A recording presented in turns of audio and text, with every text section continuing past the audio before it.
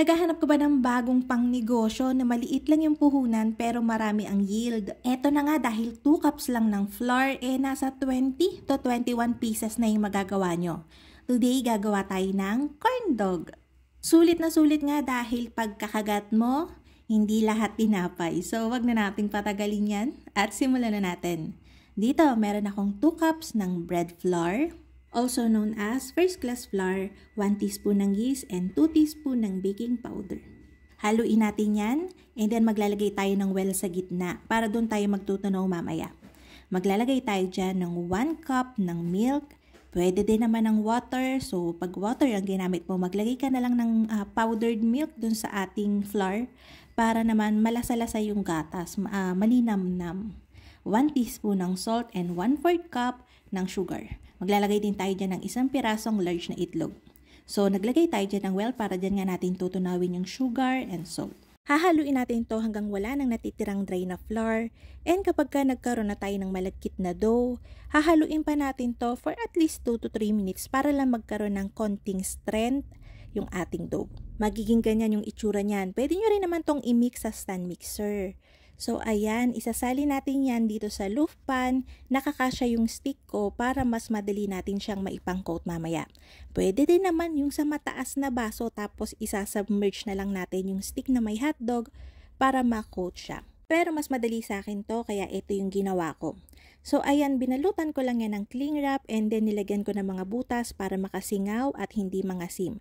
I-rest natin yon for 1 hour. Habang nagre-rest nga tayo ng ating dough, naglagay na ako ng mga hotdogs natin tsaka mozzarella stick sa stick. Ayan, itutusok lang natin yan.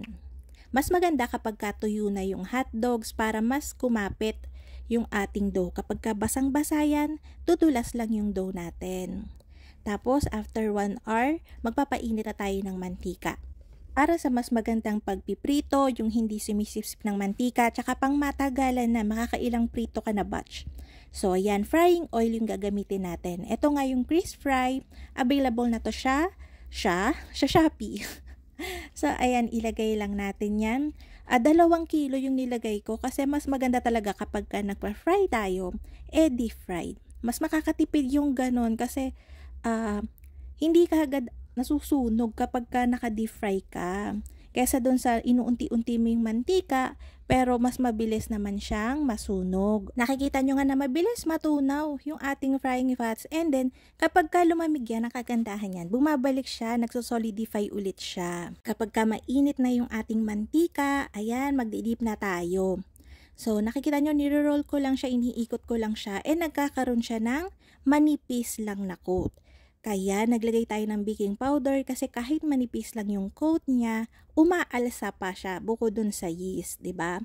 Kaya nagkakaroon tayo ng mas malambot na bread na nakabalot dun sa ating corn dog.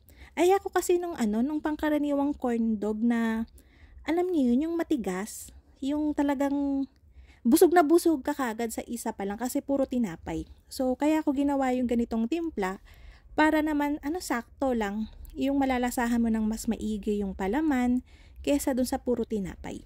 Kung sakali na gusto mong gumawa ng maraming batch and then pag nagtitinda ka, prito ka lang ng prito, pwedeng-pwede. So, ang gagawin mo, i-coat mo lang lahat ng hotdog or kaya cheese and then ilagay mo siya sa freezer. Pagka magpiprito ka na or gagamitin mo na siya, yung corn dog, ay di ilabas mo lang siya, ito mo lang siya ng konti and then fry na. Pwera na lang dito sa mozzarella stick natin. Mas maganda kung frozen mo siya ipiprito, okay lang yun, maluluto talaga yung dough nun since manipis lang naman yung coat natin. Para hindi katulad niyan, na hindi ko siya maiprito ng sobra-sobrang pagka-brown kasi nga, nag-uuz na, kumakatas na yung mozzarella natin. But still, masarap pa rin to. Insakto lang din naman yung pagkakaprito natin sa kanya. Medyo maputi lang. So, ayan, ang sarap-sarap niyan, saktong-sakto, hindi malangis, hindi nakakaumay. Sabi ko nga kanina na yung 2 cups natin ng flour makakapagpa-coat na ng nasa 20 to 21 pieces. Kaya mas maraming yield, mas marami ang kita. So, ayun na nga mga kalutong tinapay. Sana'y nagustuhan niyo ating video for today.